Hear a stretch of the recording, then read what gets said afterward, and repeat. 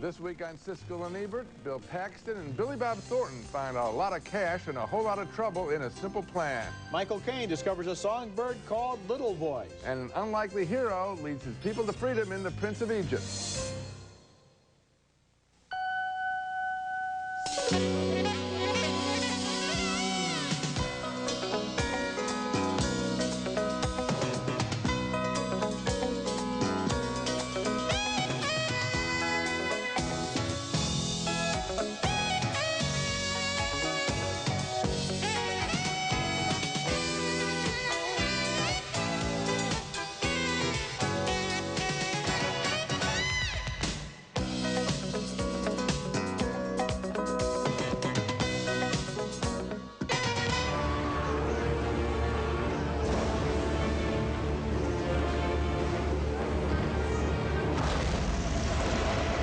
The story of Moses and how he led the Hebrew people out of slavery is told in The Prince of Egypt, one of 5 new films we'll be reviewing this week on Siskel and Ebert. I'm Roger Ebert of the Chicago Sun-Times. And I'm Gene Siskel of the Chicago Tribune. Our first film is the strikingly animated feature, The Prince of Egypt, which tells the same story from bulrushes to the Red Sea as the biblical spectacular The Ten Commandments from the 50s.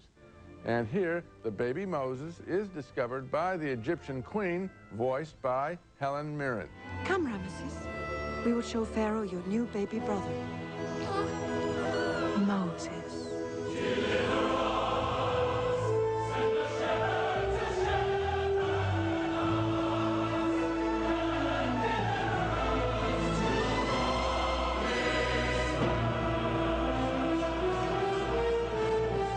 As Moses grows up and is treated like a prince, he is raised with a natural rival, a genuine prince, the Pharaoh's son, Ramses, voiced by Ralph Fiennes.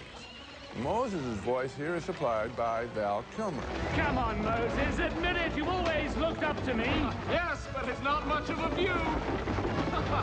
Eventually, Moses learns the truth when he encounters his long-lost siblings, Miriam, voiced by Sandra Bullock, and Aaron, voiced by Jeff Goldblum. She's exhausted from the day's work. Not that it was too much. We quite enjoyed it, but she's confused and knows not to whom she speaks. I know to whom I speak, Aaron. I know who you are, and you are not a prince of Egypt. Miriam. I always think music plays a big role in the success of an animated feature, and The Prince of Egypt has some memorable songs. How do you judge what a man is worth? By what he builds or buys. You can never see with your eyes on earth. Look through heaven's eyes. Look at your life. Look at your life. Look at your life through heaven's eyes.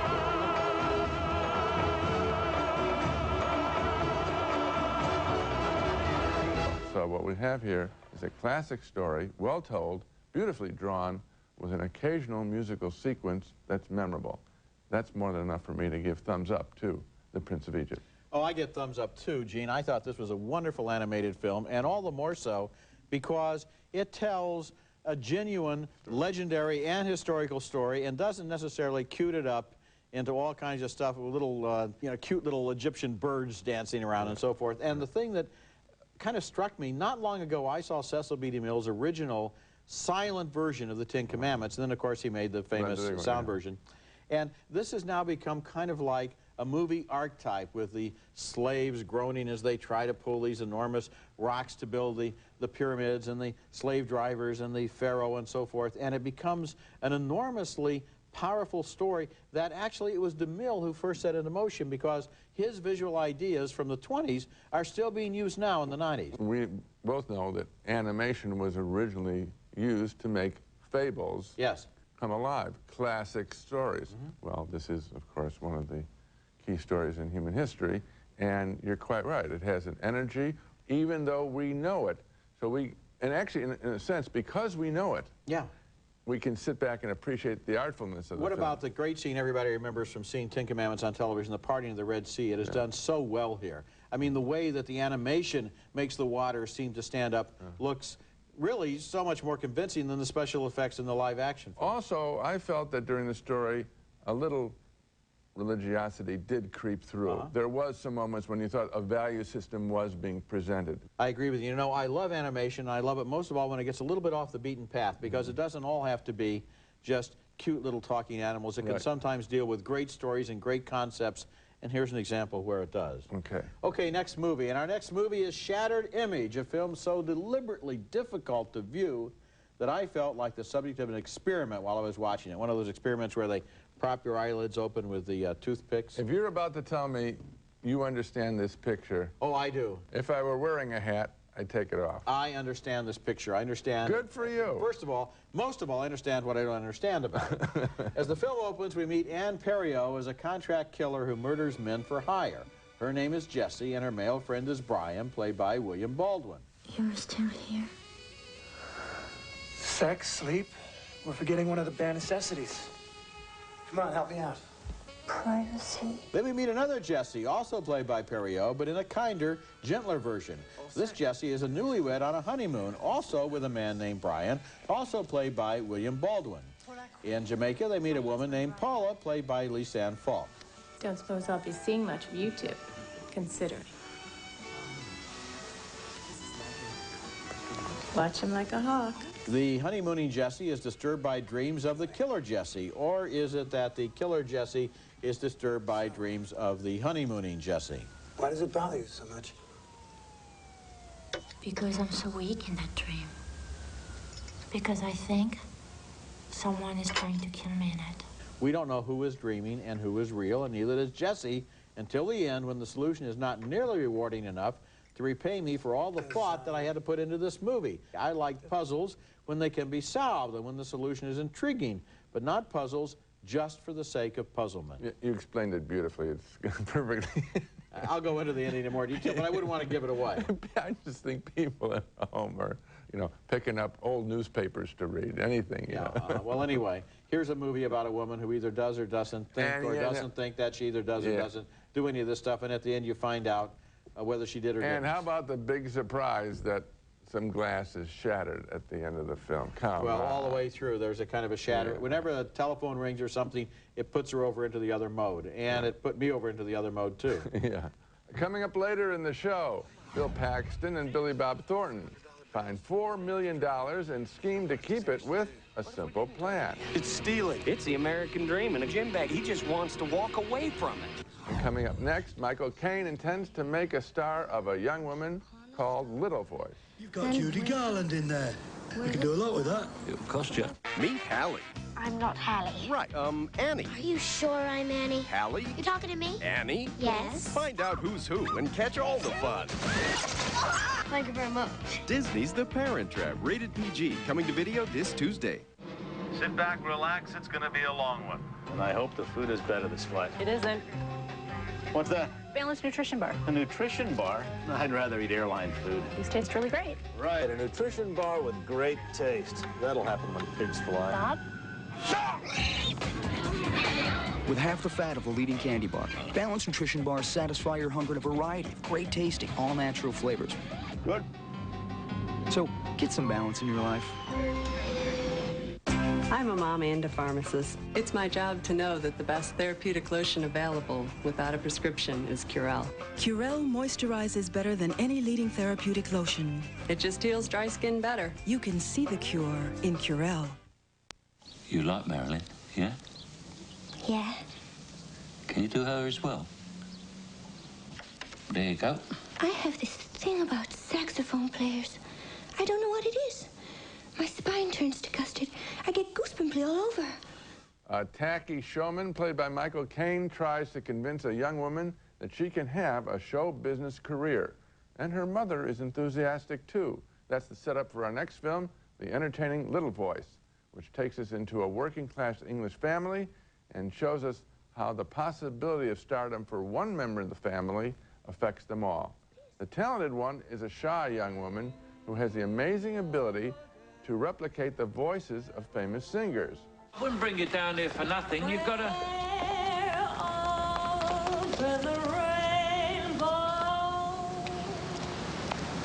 Skies are blue. The dreams, they that you dare to dream really do come true. And that's Jane Horrocks as the title character, called LV, short for Little Voice. And she actually performed all of her musical numbers in the film. The other key character in the story is LV's overbearing mother, a vulgar loose cannon who doesn't support her daughter, at least not at first. She's played memorably by Oscar nominee Brenda Blethyn from Secrets and Lies. Listen, Ray'll look after you. He knows all about showbiz, and all you have to do is sing. Sing! Like what you do best anyway. You might feel shy. Got nothing wrong with being shy at first. It's natural, that. I had a girl recently, wouldn't say boo to a goose. Now she's topping the bill at the Reform Club. Who's that? That stripper? Little Voice has an authentic working-class quality that grounds LV's extraordinary talent in reality. The film reminds me of the movie Shine from a couple years ago, albeit in a more lighthearted way.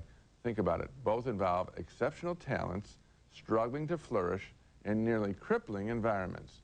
Thumbs up from me on Little Voice. Oh, thumbs up for me, too. And it's amazing that Jane Horrocks has this voice inside of her. She's a small woman. Remember her from Life is Sweet, the Mike Leigh picture, and also from Absolutely Fabulous on British television. I think it's wise that the first credit on the screen after the movie is over tells you that is really her singing, because you assume she has to be lip-syncing to recordings. She sounds so right, and not just as Judy Garland, but as Billie Holiday and as Shirley Bassey. Yeah. She got a fabulous voice. Oh, yeah. The only objection I have to the film is that Michael Caine turns mean at the end, and I don't think that's necessary. I think he could have been the same easygoing, you know, sleazy club promoter from beginning to end. He doesn't have to have that character change. It's true, because the character he reminded me of the most, of course, in film history was Max Bialystock. Max Bialystock, from the producers. The great Zero Mostel performance. When we come back, Bill Paxton and Billy Bob Thornton think they can get rich with a simple plan. We gotta make this look like it was an accident. Oh, my God, look at this. Oh, my God. How much you think is in here? God almighty. These are $100 bills. Three Midwestern hunters find a plane crash in a bag of money, lots of money, and that's the setup for A Simple Plan, which is a fine psychological thriller that digs deeper and deeper into the values and the dreams of these small-town men. They think of calling the police, but no, they decide to keep the money and split it three ways. Bill Paxton plays the college graduate, Billy Bob Thornton is his slow-witted brother, and Brent Briscoe is Thornton's hard-drinking buddy. It's Billy Bob who just can't keep a secret. He's already blurted out to the sheriff that he heard a plane with engine trouble. Now when they find the plane, they realize the money's gone, they're gonna know right off who took it. Well, that's what's cool about it, though, Hank. I mean, you know, if we wouldn't tell somebody if we were the ones that did it. I mean, it's not like he said that you actually saw a plane going down. Just you thought you might have heard one with engine trouble. You want me to burn the money? I am not going to prison over this. Bridget Fonda plays Paxton's wife, who is really the smartest of them all and has lots of apparently good ideas. You have to go back and return some of the money. What? A lot. Like 500,000. That way when they find the plane, they'll assume nobody's been there yet. As their scheme begins to come apart, Thornton, in a great scene, confides secrets he's never told his brother ever before. God, Hank, you know, I've never even kissed a girl before.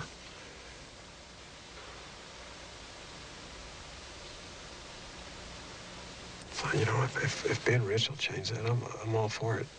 And Fonda has a great scene, too, after Paxton begins to think it would have been better never to have found that money. Is that what you think? Is that what you think you want? Walking off to the feed store every morning for the next 30 years, waiting for Tom Butler to retire or die so you can finally get a raise? A Simple Plan was directed by Sam Raimi, previously known for his entertaining horror films like Evil Dead 2. With this film, he steps right up to the A-list. A Simple Plan is as powerful, observant, and merciless as In Cold Blood. And it's impressive the way Raimi and his actors make these characters seem so real, so convincing, so carefully seen, so persuasively motivated at every moment, so that everything that happens seems to have a reason. In a way, this is a thriller, but in another way, it could be a story by Dostoevsky. I think it's one of the year's best films. I think it's very good, and I'm glad you credited the director. From the beginning of the film, you know you're in the hands of a director. Yes. There's a sense of foreboding, and he's got the rhythm right, so that as they, you know, discover another idea. The timing seems right. And that's something frequently that's all wrong in this kind of, listen, we have seen these kinds of stories of botched plans, but you know, they jump ahead too quickly to some action sequence. That's exactly right. You can see what leads them to each step. Right. And you know, a couple of weeks ago, we reviewed this horrible film, Very Bad Things, which took a bunch of guys who think of calling the cops and then decide to keep it a secret and tries to turn it into a comedy, things that are not funny. I said at that time, if they played it straight, it might have been a better movie. Here's a somewhat similar plot. Three guys covering things up. They do play it straight. It is an incomparably better movie. And credit a director. I mean, this is a film that kids in film school could study for how this guy establishes a mood, foreboding, and then pacing. Absolutely, Sam Raimi. Okay, next movie. And our next movie is a touching and entertaining film from Brazil named Central Station, which tells the story of a reluctant friendship between a hard-working woman and a homeless little boy. Every day, she takes her place in the train station to compose letters for poor people who can't read and write. One day, the small boy asked her to write a letter for him. Pai, vem aqui no Rio que minha mãe se machucou. Você tem dinheiro? Tenho. Mostra. Mostra. That's Fernanda Montenegro as Dora and Vinicius de Oliveira as the boy, whose life gets even worse when his mother is killed in a traffic accident. The boy turns to Dora for help, but at first she wants nothing at all to do with him. Meu Deus, eu não sei o que eu fiz a Deus para merecer isso, eu não sei. Você é um castigo na minha vida. Eu tô com fome. Não, aí eu não tenho fome, não é? Eu não tenho fome, só você. She is the only adult he knows in Rio, and eventually she can push him away no longer. Little by little, she agrees to go on a journey with him to try to track down his father. Você não quer vir comigo, hein? Moleque, eu gostaria. Você sabe. Central Station was directed by Walter Salles, and at the Toronto Film Festival, I met him and Vinicius de Oliveira, who plays the young boy. Salles had rejected dozens of professional actors in trying to cast that role when he discovered Vinicius as a shoeshine boy in the airport who begged the director for the price of a sandwich. Looking at him, Salles somehow knew this kid could play the role, and boy was he right, and the role has turned the kid's life totally around. The plot of Central Station is a fairly standard road movie, but it's made fresh by the unfamiliar locations, and it's made touching by the bond between these two so different actors. I didn't have the personal connection to this film that you do. I didn't meet the players, but I did connect with this boy nonetheless. And frequently in the movies, children are used as taking the moral temperature of a society because they're pure innocence and we see what they have to endure. So this picture is in that tradition. I mean, 400 Blows, all that kind of work, and I think it is effective in that regard. Very much so. And when they finally get to this isolated town in the middle of nowhere where the father may or may not live, what happens there is not entirely predictable. It's not, doesn't just play out in kind of a standard way. And it's interesting to see modern Brazil in the background of every shot. Yeah, it works as a travelogue. When we come back, a look at the rapidly emerging DVD video format.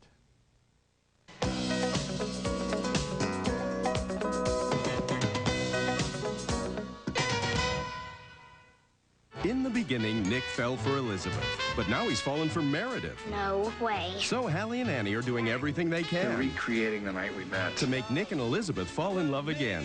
Own Disney's The Parent Trap, rated PG, coming to video this Tuesday. Need any help? Absolutely fine, thank you. Are you lost? Grazie. Where is Cafe Verita? It's right there. Ah. Hey, please, you join me. Is this Italian? The best. Ecco domani. What does that mean? Not a clue. Ecco domani. It means Italian.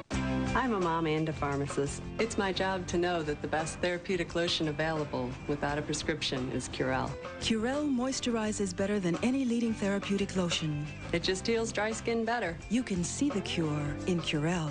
Siskel and Ebert's Video Pick of the Week is brought to you by Nestle Raisinets. At the movies or at home, Raisinets. My video pick this week is a new format that seems to be quickly gaining in popularity, and I'm talking about DVD discs. The movies that come on disc the size of music CDs are reasonably priced and can be rented in a lot of places and deliver a picture and sound which are twice as good as standard videotapes.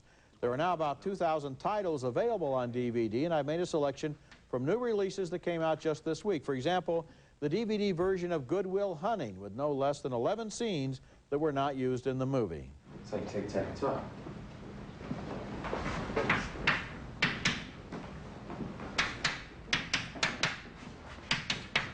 There's your arithmetic progression right there. Yeah, it would appear we got that proof in under the wire after all. Then there's the DVD of The Wild One with landmark performances from early in their careers by Marlon Brando and Lee Marvin as motorcycle gang members. That's better, Johnny. You know, I missed you. Ever since the club split up, I missed you. We all missed you. I've been teaching a class in silent films, and one title we enjoyed was The Thief of Baghdad with Douglas Fairbanks Sr.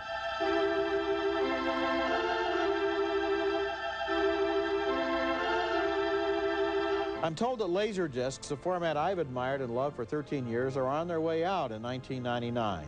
The movie industry is solidly behind DVDs, which are cheaper to make and provide much better pictures, especially than tape. DVD machines are available for around $300. There's a competing format named DivX, D-I-V-X, where you buy a disc for $4 or $5, can watch it twice within a 48-hour period, and don't have to take it back. Maybe that appeals to you. I don't think the plan makes much sense because viewers like to go back to the store to rent their new titles. And besides, DivX doesn't have many titles available. If you're thinking for a video upgrade for the holidays, I recommend just plain DVD.